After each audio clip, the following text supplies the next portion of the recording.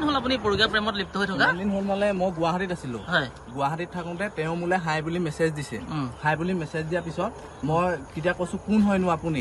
তেওঁ তেতিয়া ক'লে, মই তেতিয়া নম্বৰটো দিলো, তেওঁ মোলে ফোন কৰিছে। তাৰপিছত এই দাদাই গম পালে, দাদাই মোক ফোন কৰিবলৈ কোৱা নাই, মই ফোন না কৰা। কালি মই হাই কি কৰিছানো বুলি মেছেজ এটা দিলো ফেচবুকত অনলাইন দেখি পিনি।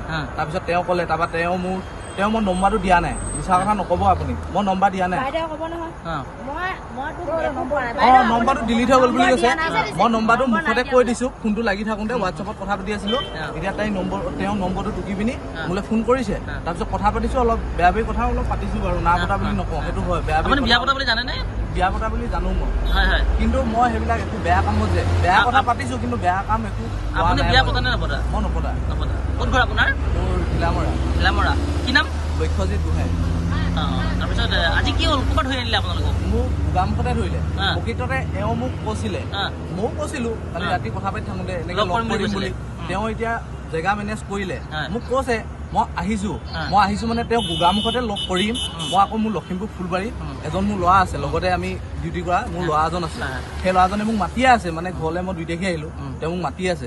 মই তেওঁলোকৰ এওঁকো এনেই চাই যাম, কিন্তু মই সেইবিলাক বেয়া কামত কচম কৈছো, মই সেইবিলাক লিপ্ত নাই। কিন্তু ফোনত বেয়া কথা পাতিছো। কি কাম কৰে আপুনি?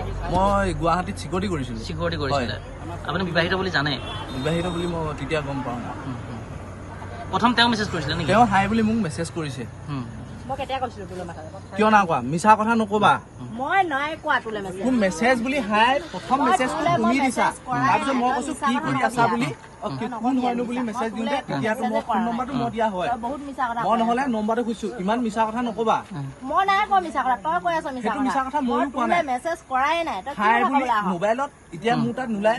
এটো যে চালে প্ৰথম মেছেজটো হোৱাটছএপত কোনে দিছে সেইটো ওলাই পৰিব।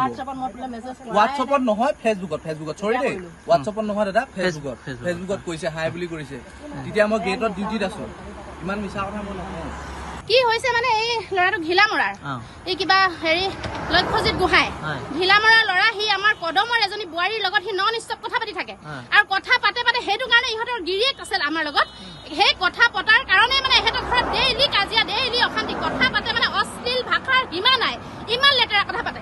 কালি যেতিয়া সিহঁতৰ ঘৰ ৰাতি 11টা বজাত কাজিয়া হৈছে হাজবেণ্ড ৱাইফৰ, সেই ইয়াৰ কাৰণে কাজিয়া হোৱাৰ কাৰণে মই যিহেতু এটা মহিলা সংগঠনত আছো, গতিকে মোক ফোন কৰিলে ৰাতি 11টা বজাত। মই আহিলো সিহঁতৰ ঘৰলৈ, এই ইহঁতৰ ঘৰলৈ আহিলো। আহি যেতিয়া মই পালোহি, আহি পোৱাৰ পিছত মইতো মোবাইলটো ললো মানে মই কবলৈ ভাষা নাই আপোনালোকক। ই এনেকুৱাই লেতেৰা কথা পাতিছে। আজি মানে সিহঁতে লগ কৰিব, ঘিলামৰাৰ পৰা আহি গোগামুখত লগ কৰিব, গোগামুখত লগ কৰি সিহঁতি 2টাই ৰাতি থাকিব, 2টাই ৰাতি কটাব, সিহঁতি ৰাতি ফূৰ্তি কৰিব।